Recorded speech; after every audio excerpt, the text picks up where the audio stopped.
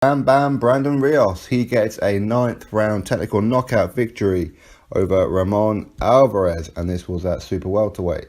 And on the Bogdan Dinu and Jarrell Miller undercard in Kansas, United States of America, Eddie Hearn, Matchroom Boxing. Good fight, that's for sure. I think that the first round or two, I'm looking at Brandon Rios and I'm thinking, you look a little bit out of shape. You look like you haven't been working on cardio too much, as in he's having a bit of flab around his belly, and the way that he was taking shots as well, Alvarez was hitting Brandon Rios with some pretty big shots in the first round or two, and I'm looking at it thinking, I'm not too sure if you're in the condition to go any kind of distance. But you know what, Rios just kept coming forward, eating up some shots that he should not have been taking, by the way. His defense was pretty poor, but it took him, 2, maybe 3 rounds to start to get to grips with Ramon Alvarez. Now, Ramon Alvarez, I wouldn't call him a journeyman, but he's not far off it. I mean, he come into this fight with 6 losses, 27 wins. So he's certainly decent. But the way that he was hitting Brandon Rios, I'm looking at it thinking, something's not quite right here, especially with the fact that he was hitting him with some big clean shots, and the fact that Brandon Rios just looked a little bit flabby. He really did. But either way, Brandon Rios just kept coming forward, and every time Ramon Alvarez tried to move, Rios was there. He was on him the whole time. So he was certainly not only tiring him down, but mentally as well, with the fact that Alvarez just couldn't breathe without having some leather in his face.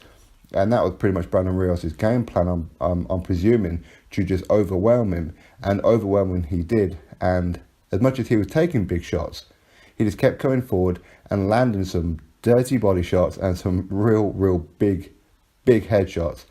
And to be honest, I think the referee could have stopped this fight on a couple of occasions, in my opinion. I thought that the referee was a bit too willing to let these guys fight, but Alvarez was taking some big shots, and especially in round number 8. Round number 8, I felt the referee should have put a stop to it, to be honest with you, because he was getting hit with some big clean shots.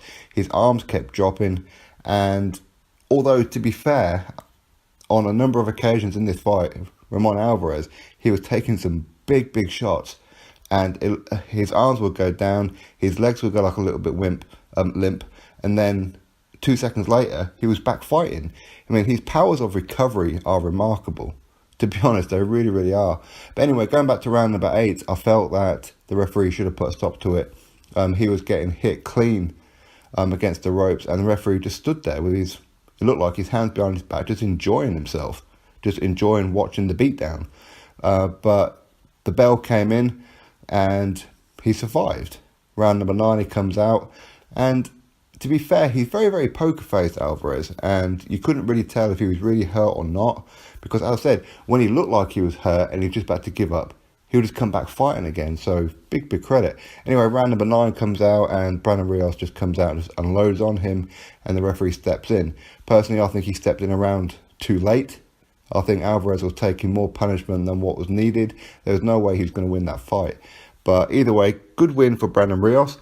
There is talk about him potentially taking on Josh Kelly next. We know that's a fight Josh Kelly likes, and Josh Kelly's trainer, Adam Booth, he likes a fight with Brandon Rios. Brandon Rios is gatekeeper level now. I don't know if he'll ever win a world title. I mean, potentially he could.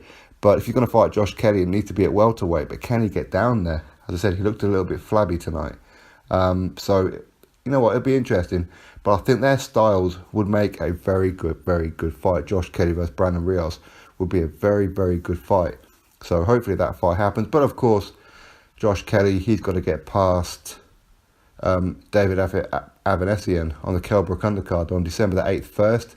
And then potentially, who knows, maybe at Wembley on the Joshua against whoever it may be undercard on April 13th. We might be able to see Brandon Rios and Josh Kelly go at it. That would be an excellent fight. But Brandon Rios did good. As I said, I think he needs to get in the gym a bit more. I know he's at the tail end of his career now. Okay, I mean, he's had, 39 fights, nearly 40 fights now. So, yeah, of course. And he's only ever been stopped twice.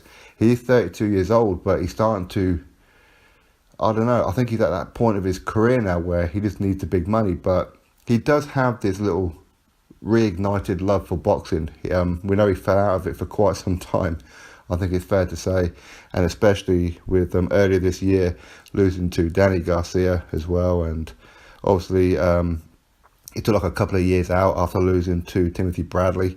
But either way, you know what, he come back, he lost to Danny Garcia by knockout in round number 9, and then comes back in, gets a 9th round knockout victory for himself against Ramon Alvarez. But good performance by him, very, very good. As I said, just a bit more, I mean, I'm not saying body beautiful is important, nothing like that, but I think that he looked a little bit flabby. I think super welterweight is comfortable for him. I think that's probably the best way to put it, and he needs to be at welterweight, in my opinion anyway. Anyway, you drop your thoughts below about it, click that thumbs up, and of course subscribe. Catch you all on the next video.